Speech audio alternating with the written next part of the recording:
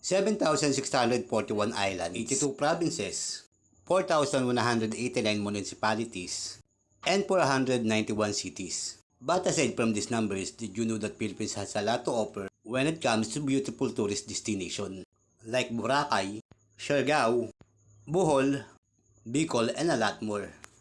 And that is the reason why I decided to do the Philippine Loop. To discover, to explore, and to share to all of you the raw beauty of our country, Philippines. Kaya tara, samahan niyo ako pumadyak at magtasin ang mahigit 5,000 kilometrahe ng bansang Pilipinas at suingin ang paiba-ibang klaseng klima ng ating bansa. Yakapin ang kultura at paniniwala ng kapwa nating Pilipino. Tikman ang pagkaing ipinagmamalaki ng bawat probinsya at mahalin ang sariling atin. Kaya tara, samahan niyo ako maglakbay at mamasyal sa bini at ganda sa mga isla pantropiko ng ating bansa. Luzon, Visayas at Mindanao. Ako si Reynaldo Ingrupula, Batang Pasig, anak ng Pasig. At ito ang aking Philippine Loop Adventure. Nagsimula ang pang-17 araw ko ng pag-ikot sa bayan ng Bagi kung saan ako nagpahinga. Paglabas ko ng arko, makukunat na nakalsada ang nadaanan ko papunta sa bayan ng Burgos. Napakalakas ng hangin sa lugar nito kaya nahirapan ako pumadyak. Pumasok ako sa isang iskinita para puntahan ang Kapurpurawan. Hindi naman masyado mahirap ang mga ahon sa papunta Kapurpurawan pero yung hangin, yun mismo ang susukuan mo. Ilang saglit pa, sunod-sunod mga windmill na ang aking nakita ng malapitan.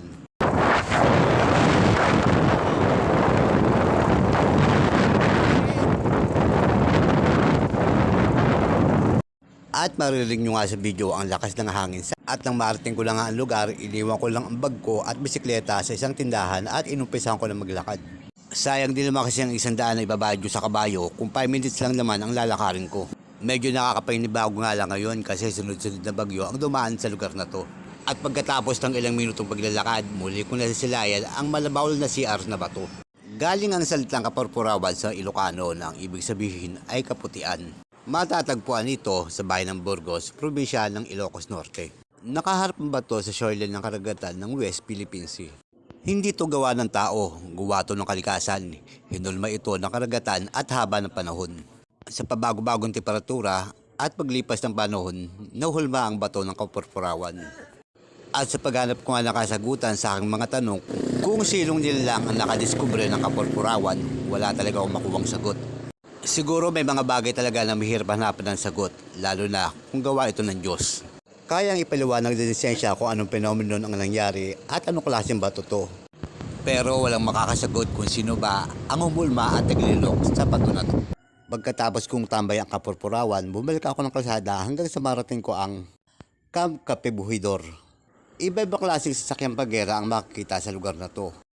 May fighter jet, tangke de gera at marami pang iba.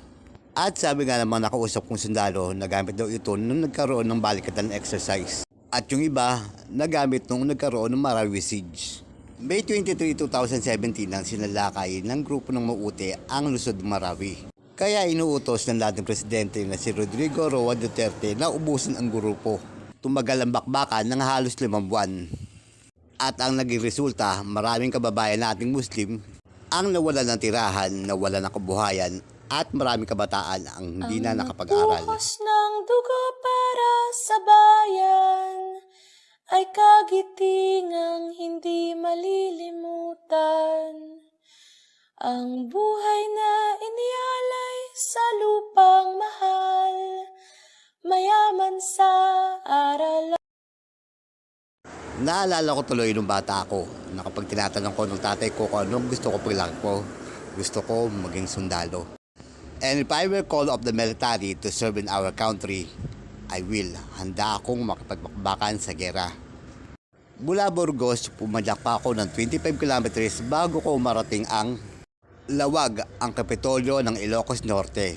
At dito nagtatapos ang pang-17 days ko sa kalsada. Maraming salamat sa panonood and God bless.